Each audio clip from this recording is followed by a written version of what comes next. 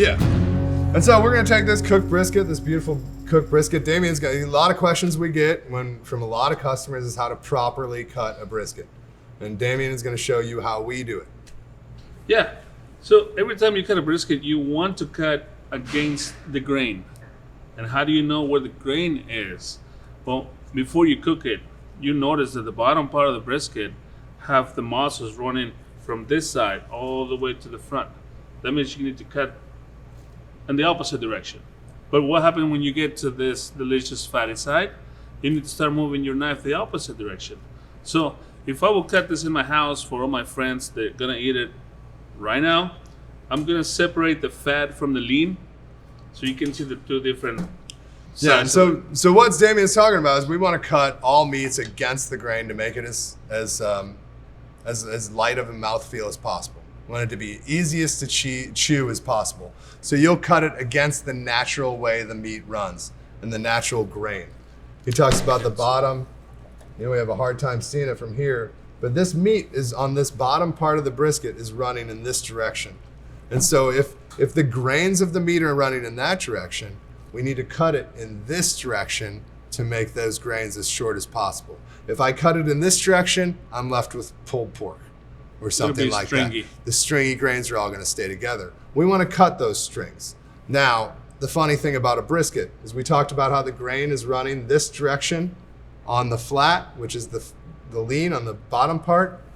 On the point, the grain actually runs in the opposite direction. And so we need to cut these two different pieces of meat differently that happen to be on the same meat. And Damian's gonna show you how we can possibly pull that off. Yes, right? yes. So as we talk about, we only done this for about a quarter million of times. So see with one hand and not applying a lot of pressure to it, the knife pretty much slides between the lean and the fat all the way to the other side. And again, right like now, we're talking about, right?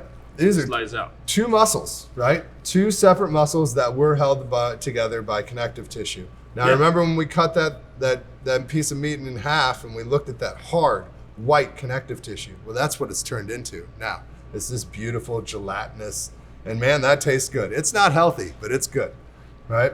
And on this side, remember, we move it. The muscles run on the opposite direction. That's There you right go. there, right? And so this one he's going to have to cut like this. This one he's going to have to cut like this. Big mistake that a lot of people make when they're cooking a brisket at home. Correct. Is cutting it wrong, and which is a shame. You want to cook something for 14 to 16 hours, get it home, and cut it the wrong way? That's a shame, you know? Yeah. Don't invite me to your Yeah. party. So here we go. We cut. And you can see all the muscles on there. We cutting it against the grain. And that allows you to have a very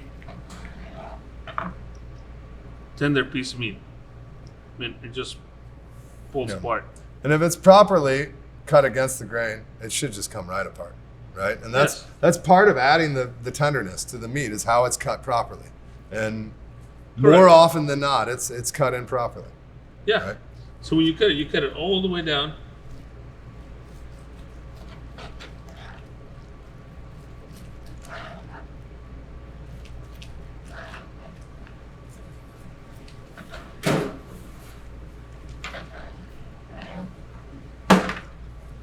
So we're gonna go through and we're gonna cut this entire piece of the flat or the lean straight down all the way through the same direction, right? Now, when we look at the point, again, the grain of the meat is changing directions. So he's got to flip So his on knife. this side, instead of keep cutting it like this, we're just gonna flip it. And you can see on this side, where it was the point of the brisket, go from top to bottom. And you'll be able to see all the marbling from this brisket right here. So this is the way you're gonna go on the fatty side, on the top of the brisket.